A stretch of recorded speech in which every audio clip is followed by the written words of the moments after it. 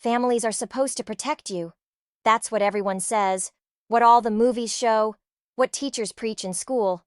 But sometimes they're the ones who gut you while wearing a smile. I stood frozen in the hallway, my hand clutching the empty glass I'd meant to fill with water. Through the crack in my parents' bedroom door, their voices carried like poison. "We can't keep doing this, Beth. The girl needs structure, discipline. Your sister Martha can provide that."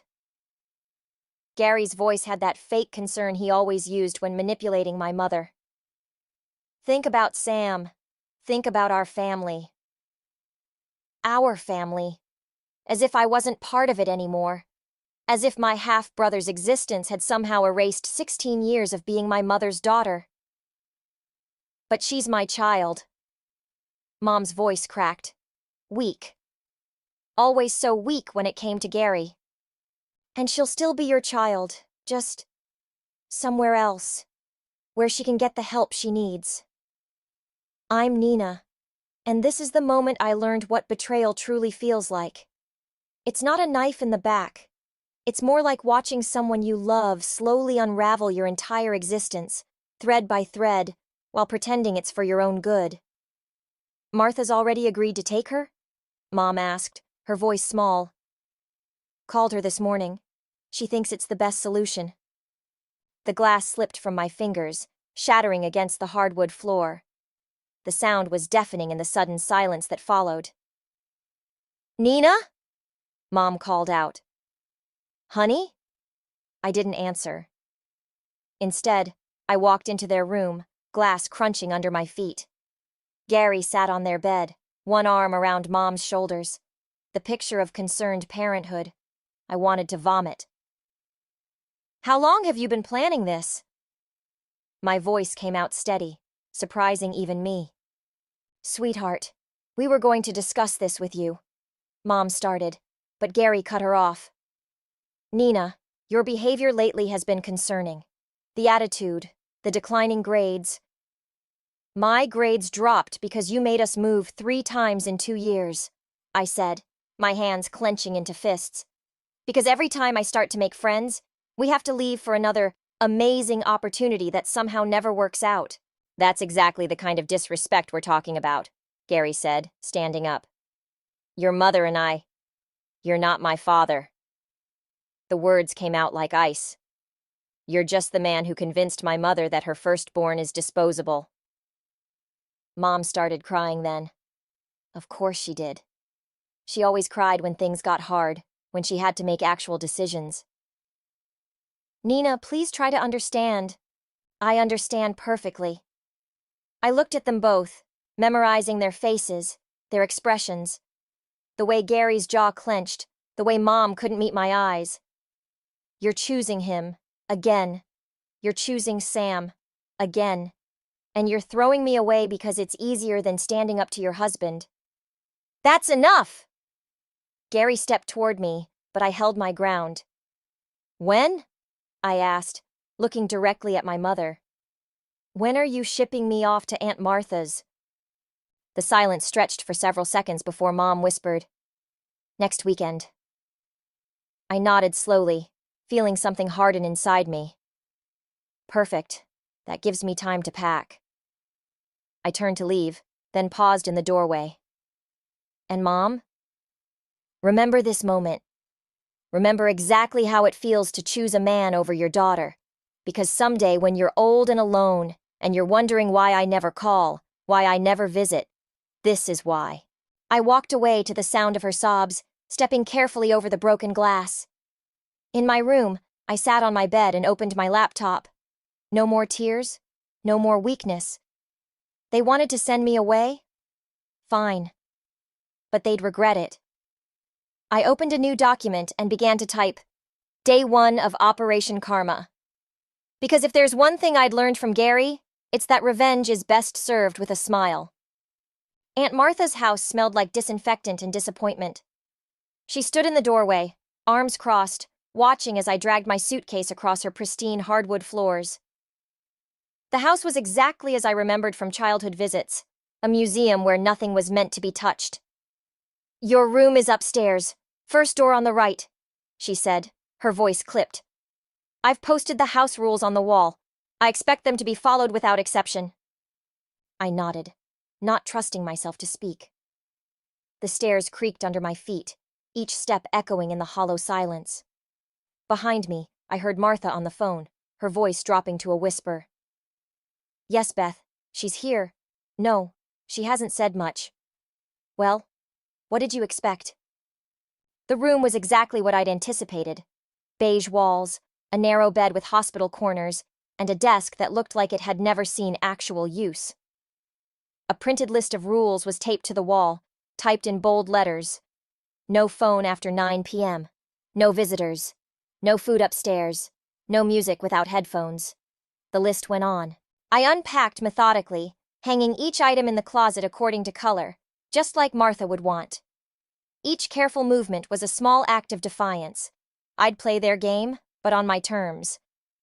My laptop, hidden beneath layers of clothes, held the beginnings of my plan. Nina. Martha appeared in the doorway. Dinner's at 6 sharp. We need to discuss your schedule. The kitchen table felt like an interrogation room. Martha sat across from me, a legal pad between us, her reading glasses perched on her nose. Your mother tells me your grades have slipped. I pushed the peas around my plate. Funny how moving 3 times in 2 years can do that. Excuses won't help you here. She made a note on her pad. I've enrolled you in the local high school. You'll start Monday. I've also arranged for you to volunteer at the library after school. Structure is important. Did Gary suggest that too? Martha's pen stopped moving. Your stepfather is concerned about your future. My stepfather is concerned about having me out of his house. I met her gaze. And you're helping him because sometimes family needs to make hard decisions. She removed her glasses. Your mother is overwhelmed. My mother is weak, I cut in, surprised by the venom in my voice. And you're enabling her. Martha's face hardened. Go to your room. We're done here. Upstairs, I opened my laptop and added to my document. Day 7. Aunt Martha's house. Prison without bars. She thinks she's helping, but she's just another puppet in Gary's show. Note to self, research Martha's past.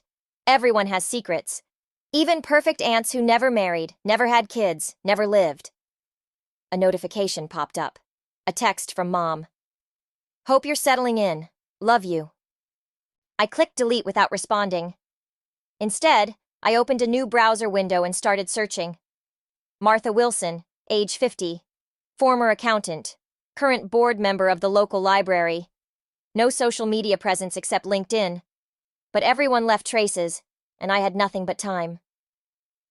A soft knock interrupted my research. Martha stood in the doorway, holding a mug. Tea, she said, placing it on my desk. Your mother used to drink this when she was upset. For a moment, something almost like kindness crossed her face. Then she noticed my laptop screen. What are you doing? I switched tabs smoothly. School research, getting ahead. She nodded, but her eyes narrowed slightly. Remember, internet off at 9. After she left, I sipped the tea. Chamomile, like Mom used to make. But Mom's tea hadn't come with conditions and rules. Mom's tea hadn't been a poor substitute for actual comfort. I opened my document again. Note: Martha's moment of weakness with the tea. Interesting. She's trying to parent me but doesn't know how. Could be useful. Everyone has a pressure point. Even aunts who think they're saving you. The house creaked and settled around me, and somewhere downstairs, Martha moved through her nightly routine. I had 6 months until I turned 17. 6 months to understand this house, its rhythms, its secrets. 6 months to turn Martha's rigid rules and Gary's perfect plan into weapons they never saw coming. I smiled at my reflection in the dark window. Sometimes the best revenge starts with playing exactly the role they expect you to play. 2 weeks into my exile, I discovered Martha's secret. It wasn't in her meticulously organized files or her color-coded calendar. It was in her voice, late at night, when she thought I was asleep. I can't keep doing this alone, Sarah.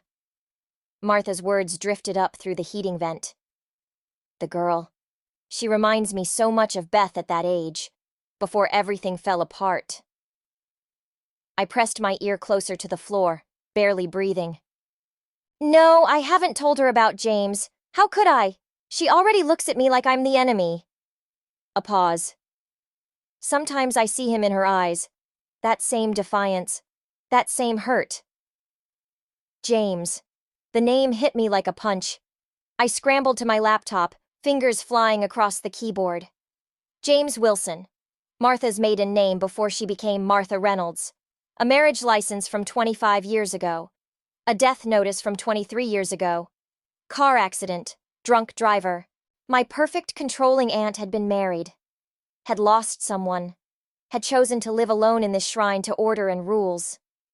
The next morning, Martha was reviewing my homework at the kitchen table when my phone buzzed. Mom's face appeared on the screen. I let it ring. You should answer it, Martha said, not looking up from my algebra. Like she answered when I called last week? I kept my voice neutral, watching her reaction. Martha's red pen paused mid-correction. Your mother is trying. No, she's hiding. There's a difference. I stood up, deliberately pushing my chair back too hard. Just like you're hiding in this museum you call a house. The pen snapped in Martha's hand, red ink staining her fingers like blood. What did you say? I know about James. The color drained from her face. For the first time, I saw past the rigid exterior to the wounded woman beneath. You had no right, and you had no right to help them throw me away. My voice shook. You of all people should understand what it's like to lose your family. I didn't lose my family, Martha said quietly. James was taken from me. There's a difference. And what do you call what Mom did to me? Martha stood up slowly, ink still dripping from her hand. Your mother made a choice she thought would protect you. Protect me? I laughed, the sound harsh in the pristine kitchen. She chose her new family over me, just like she chose Gary over Dad. Just like she'll always choose what's easiest over what's right. You don't understand. I understand perfectly. I pulled out my phone, showing her the screen. Just like I understand why you never remarried. Why you live alone. Why everything has to be perfect and controlled. Because you couldn't control what happened to James. Martha's hand shot out, grabbing my wrist. Stop it. Why? Because it hurts? Because it's easier to pretend you're fine? To play the strict aunt who's doing her sister a favor? I twisted free. Well, guess what? I'm done pretending. I'm done being the problem everyone wants to fix. Nina. My phone buzzed again. This time it was Gary's number. I answered it on speaker. Nina, your mother's in the hospital. Martha stepped closer, her face tight with concern. What happened? I asked, my voice steady despite the sudden pounding in my chest. Anxiety attack. She's been worried sick about you, about how you're adjusting. I ended the call. We should go, Martha said, already reaching for her keys. No. The word came out like ice. This is what they do. Create a crisis when they don't get their way. Make everything about them. She's your mother. And James was your husband. Did his death make you a better person, or just a more controlled one? Martha recoiled as if I'd slapped her. For a moment, I saw raw pain in her eyes, quickly replaced by something harder. Go to your room, she whispered. I went, but not before adding to my revenge document. Day 15, found Martha's weakness. Mom's manipulation continues. Note to self, sometimes the best revenge isn't about what you do, but what you refuse to do. Let them sit in their mess. Let them feel what abandonment really means. The house creaked around me, and somewhere downstairs, Martha was probably calling my mother, reporting my cruelty. Let her. They wanted me to change, to bend, to to break. Instead, I would become exactly what they feared most, someone who could hurt them back. The social worker's Toyota idled in Grandmother Evelyn's driveway, its exhaust creating ghosts in the autumn air. Martha stood beside me, her spine rigid as a ruler, while the social worker explained why I couldn't stay with her anymore. "The incident at school," she began. "Was provoked," Martha cut in, but her voice lacked its usual steel. The bruises on my knuckles still ached from connecting with Tracy Miller's face after she'd mentioned my mother's hospital stay. Worth it. "Regardless," the social worker continued, "given the circumstances and Nina's escalating behavior, we feel placement with her grandmother would be more appropriate." I shouldered my bag, watching Martha from the corner of my eye. She'd spent 3 hours scrubbing my blood from her pristine kitchen floor last night. The shattered plates had taken even longer. "Nina." Evelyn appeared on her porch, arms crossed against the cold. She looked smaller than I remembered, more fragile, but her eyes were sharp as ever. "Come inside, dear. We'll get you settled." Martha cleared her throat. "I have her school records. Keep them," I said. "I won't be going back there." Inside, Evelyn's house smelled like cinnamon and old books, nothing like Martha's antiseptic fortress or Mom's desperate attempts at creating a perfect home. Family photos lined the walls, including ones Martha had banned. Dad holding me as a baby, Mom before she met Gary, even James and Martha on their wedding day. "Your mother called," Evelyn said, closing the door. "She's being released tomorrow." "Good for her." "Nina." Evelyn's voice carried a warning. "Hate is a heavy thing to carry. So is betrayal." I moved toward the stairs, then stopped. "Why did you agree to take me?" "Because sometimes the people who hurt us the most are the ones who need our forgiveness the least." I turned, finding her watching me with those knowing eyes. "What does that mean?" "It means I knew your mother would choose Gary over you, just like she chose him over your father. And I knew Martha would try to fix you with rules and structure, just like she tried to fix herself after James died." Evelyn smiled sadly. "Some patterns repeat unless someone breaks them." My laptop weighed heavy in my bag, filled with weeks of documented grievances and plans for revenge. "And you think you can break this one?" "No, dear. I think you will." That night, I sat at the antique desk in my new room, staring at my revenge document. Outside, an owl called into the darkness, and somewhere in the house, Evelyn moved through her evening routine, her footsteps familiar yet strange. My phone buzzed. A text from Mom. "I'm sorry for everything. Please call me." Then another. "Gary and I have been talking.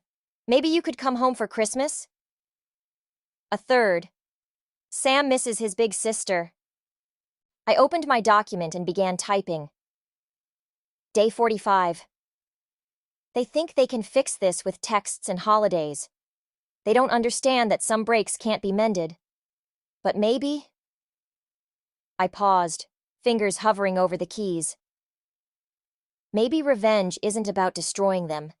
Maybe it's about becoming someone they can't destroy. A soft knock interrupted my thoughts. Evelyn stood in the doorway, holding 2 mugs of hot chocolate. "Your grandmother's secret recipe," she said, setting one beside me. "Guaranteed to cure everything except stupidity." I caught her slight smile, the knowing look in her eyes. "Did you use it often with Mom?" "More times than I can count." She settled into the window seat. "But some people prefer to stay broken rather than face what broke them." I closed my laptop slowly. "And what about me? That's the question, isn't it?" She sipped her chocolate. "The answer depends on whether you want your story to be about what they did to you, or what you did despite them." The owl called again, closer this time. I opened my document one last time and added, "Note to self, sometimes the best revenge isn't revenge at all. It's surviving, it's thriving, it's becoming someone they have to face every day, knowing they almost destroyed her but couldn't." I closed the laptop and picked up my hot chocolate, joining Evelyn at the window. Outside, the darkness held secrets and possibilities, and for the first time since that night in the hallway, I felt something like hope. 3 months at Evelyn's, and my revenge document remained untouched. Instead, I'd filled a new folder with college applications and scholarship essays. The future, it turned out, tasted better than vengeance. Until the Christmas card arrived. "Look how big Sam's gotten," Evelyn said, studying the photo. My half-brother grinned from between Mom and Gary, wearing a sweater that matched Gary's. Perfect family portrait. Complete family portrait. I was cropping photos for my photography portfolio when Mom's number flashed on my phone. Against better judgment, I answered, "Nina, you haven't responded to my texts about Christmas." I kept working, letting the silence stretch. In the background, I heard Sam babbling. Gary's low murmur. "We want you here," Mom continued. "Gary's parents are coming, and so I can be part of the family showcase?" The scissors snapped shut with surprising force. "No thanks. That's not fair. We're trying. To pretend everything's normal? That you didn't ship me off like excess baggage?" A photo slipped from my hands, cutting a thin line across my palm. "Tell Gary's parents whatever story makes you look best. I'm sure you're good at that by now." I ended the call, watching blood well up from the paper cut. Evelyn appeared in the doorway, holding 2 mugs. "Bad timing?" she asked, noting my expression. "They want me there for Christmas, to play Happy Families in front of Gary's parents." I sucked the cut, tasting copper. Apparently, I'm only worth including when there's an audience. Evelyn set the mugs down, picking up the fallen photo. It showed Dad holding me at the beach, both of us laughing. "Your mother called me too." My head snapped up. "What?" "She wants my help convincing you." Evelyn's eyes held mine. "She mentioned that Gary's father is dying. Cancer. This might be his last Christmas." The revelation hit like a slap. "So I'm supposed to care? To feel guilty?" "No. You're supposed to choose who you want to be in this story." I grabbed my laptop, opening the revenge document for the first time in months. I know exactly who I am. The disposable daughter they only want when it's convenient. "Is that true?" Evelyn sat beside me. "Or is that who they made you believe you are?" My fingers hovered over the keyboard. The document held months of pain, carefully cataloged plans for making them hurt like I hurt. But something felt different now. "Gary's father never did anything to me," I said slowly. "No, he didn't. And Sam, he's just a kid." "Yes, he is." I closed the laptop. "But if I go, they win. They get their perfect family picture." "Do they?" Evelyn picked up one of my college applications. "The daughter they couldn't break? Who's applying to top schools across the country? Who's planning a future they can't control?" She smiled. "Sounds more like you win." My phone buzzed again. A text from Martha. "Whatever you decide about Christmas, remember who you became despite them, not because of them." I stared at the message, remembering Martha's quiet pain, her rigid rules that couldn't protect her from loss. She'd learned something I was just beginning to understand. Sometimes the best revenge isn't about destroying others, but about refusing to let them destroy you. "If I go," I said carefully, "it's on my terms. No pretending. No perfect family act." "Of course. And I'm bringing my camera. I want to document everything. The real story, not their sanitized version." Evelyn nodded, understanding flickering in her eyes. "Truth is weapon? Truth is armor." I opened my laptop one last time, but instead of the revenge document, I opened my portfolio. They wanted to write my story for me. Time to show them I'm the author now. I began typing. Project proposal, family fractures. A photographic essay on broken bonds and rebuilt lives. Because sometimes the best way to get even isn't to tear others down, but to rise so far above them They become nothing more than distant figures in your rearview mirror, growing smaller with every mile you drive toward your own future. The gallery walls held my truth in black and white. 5 years of family fractures captured through my lens. Mom's hospital bracelet, Martha's broken pen, Sam's Christmas sweater matching Gary's, each image a weapon, carefully curated for maximum impact. My first solo exhibition should have felt like triumph. Instead, watching Mom and Gary walk through those doors felt like my stomach was filled with broken glass. Nina. Mom's voice wavered. She looked older, worn. Gary stood behind her, his usual confidence cracked around the edges. This is beautiful work. That's not why you're here. I adjusted my camera strap, a habit from harder days. What do you want? Gary stepped forward. We need help. The business failed? I gestured to a photo of their perfect Christmas card from years ago. Like all your other amazing opportunities? Please, Mom whispered. We're losing the house. Sam, don't.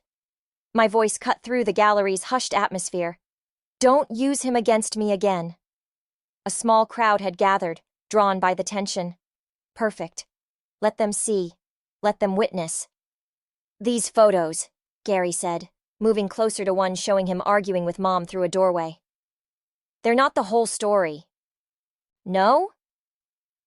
I pulled out my phone, opening the document I'd kept all these years. Should I tell them about the night you convinced Mom to send me away? Or how about when you changed the locks after I refused to play Happy Families at Christmas? That's not fair, Mom started, but I wasn't finished. Or maybe we should discuss last year's Father's Day card from Sam, the one where you crossed out my name because I refused to sign it, your loving daughter? Gary's face darkened. You're twisting everything. No, I'm showing everything. Every manipulation, every betrayal, every moment you chose your perfect new family over your inconvenient stepdaughter. I pointed to the centerpiece photo, Mom crying in Martha's kitchen. The truth hurts, doesn't it? We made mistakes, Mom said, tears falling. But we're still family. Family? I laughed, the sound echoing off gallery walls. Family doesn't discard people when they become inconvenient. Family doesn't... Shut up! Gary's fist slammed against the wall beside a photo, making it shake. You want to talk about family? How about how you used your grandmother's death to hurt us, refusing to tell us when the funeral was? The words hit like physical blows. You didn't deserve to be there. She was my mother-in-law. She was my salvation. My voice cracked. The only person who saw me drowning and actually reached out to save me instead of watching me sink. Silence fell. Gallery patrons pretended not to stare. Mom sobbed quietly. We need $50,000, Gary finally said. The bank? Get out. My hands shook as I raised my camera.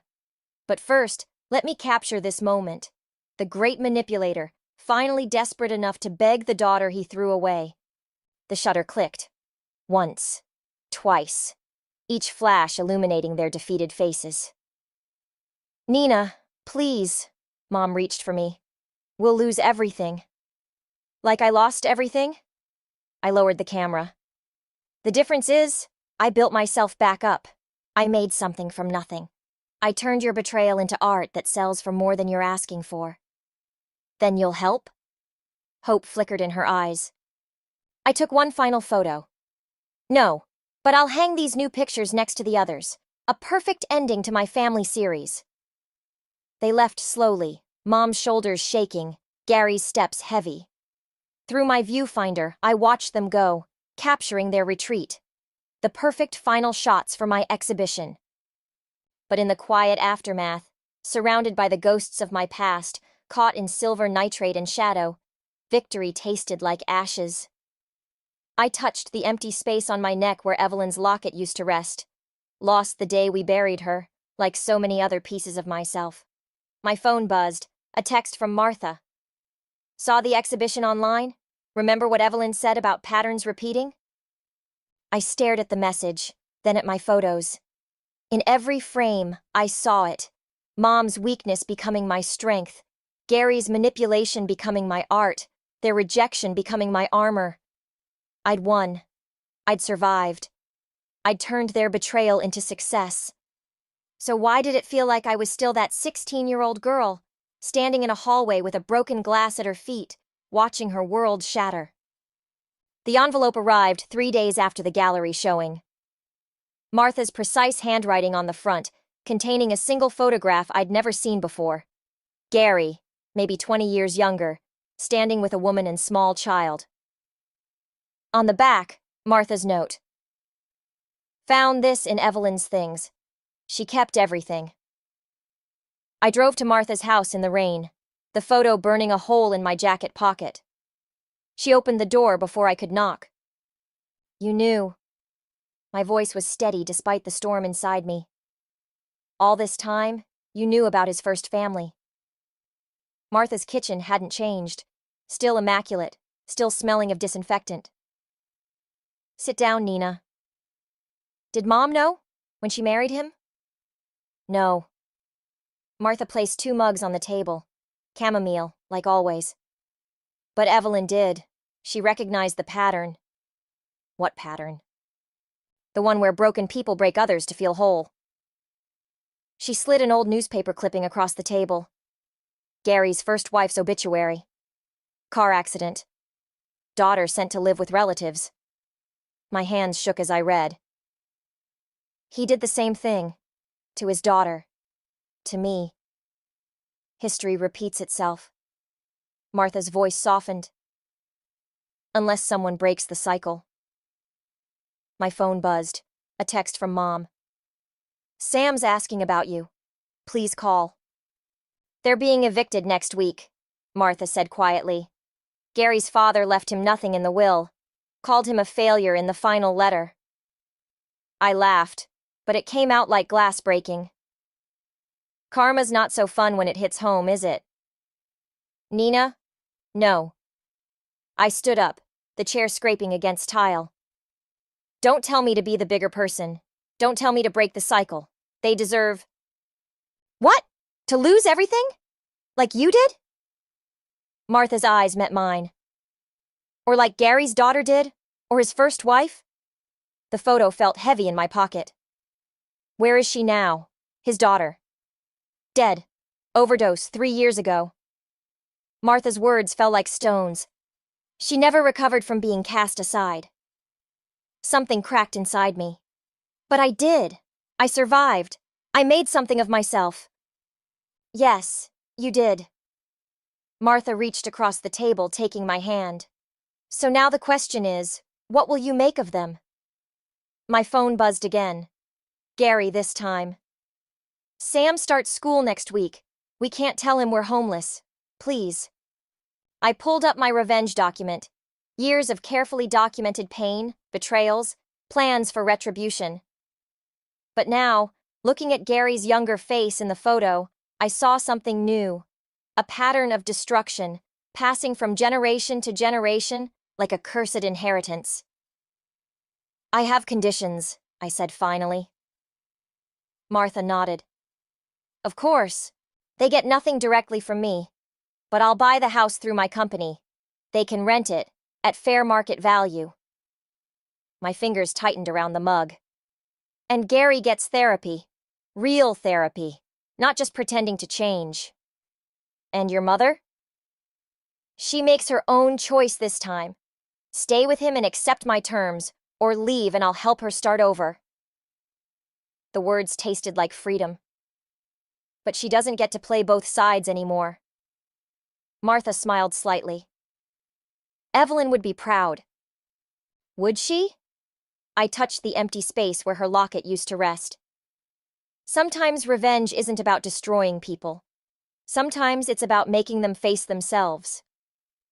I stood up, leaving the photo on the table. Tell them my lawyer will contact them tomorrow. And Martha?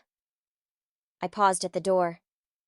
Thank you, for the rules back then, for trying to give me structure when everything was chaos. We all do what we can with our broken pieces, she said softly. Outside, the rain had stopped. I opened my laptop one last time, but instead of the revenge document, I started a new one. Project Proposal, Breaking Patterns, a Foundation for Children of Family Fracture. Because sometimes the best revenge isn't about continuing the cycle of pain. Sometimes it's about being the one strong enough to break it. The Foundation's first check arrived the same day as Mom's letter announcing she was leaving Gary. I sat in Evelyn's old reading chair, now in my office, both documents spread before me like competing futures. My phone lit up with Martha's message. He started therapy last week, actually showed up this time. The Breaking Patterns Foundation had already helped 3 families navigate crisis without fracturing. 3 stories that wouldn't end like Gary's first family, or like my teenage years. Small victories, but they mattered. I picked up my camera, the same one I'd used to document my pain years ago, and drove to the house, their house now under my company's ownership. Sam was playing in the yard, lanky at 7, wearing a shirt that didn't match Gary's anymore. "Nina!" He waved, this brother who knew me only through carefully edited stories and monthly supervised visits. "Mom said you might come." Gary appeared in the doorway, looking smaller somehow. Therapy had carved away his artificial confidence, leaving something raw but real underneath. "The Foundation approved their application," I said, not moving closer.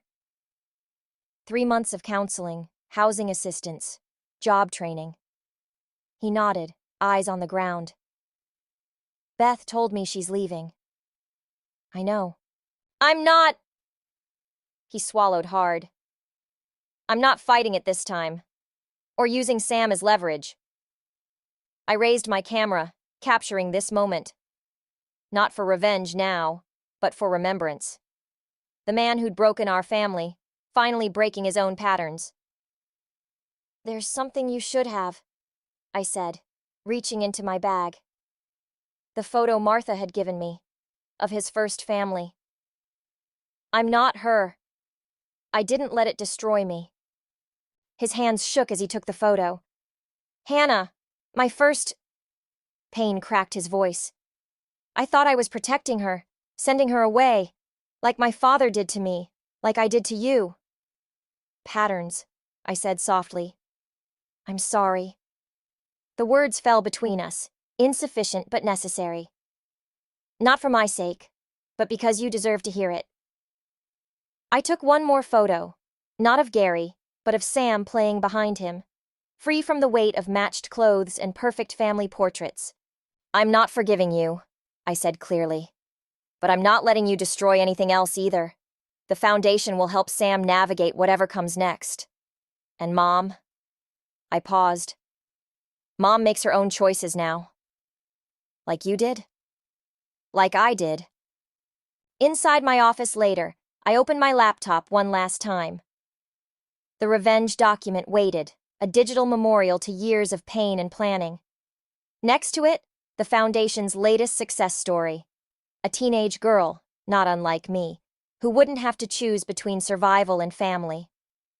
I highlighted the revenge document, finger hovering over delete. But something stopped me. Some stories shouldn't be erased, even if we've moved beyond them. Sometimes the reminder of where we've been helps us choose where we're going. Instead, I renamed it Breaking Patterns, Patient Zero. My phone buzzed with a text from Mom. "Signed the lease today, my own place." Then another from Martha. "Having tea with your mother tomorrow.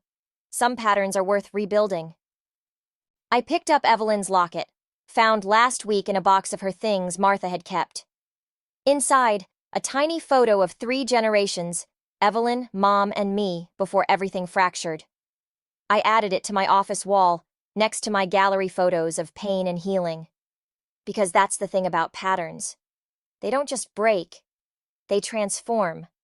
Like light through my camera lens, like pain into purpose, like revenge into revolution. I opened a new document and began to type.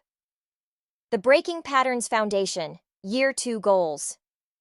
Because sometimes the best way to heal old wounds isn't to forget them, but to use them as a map for helping others find their way home.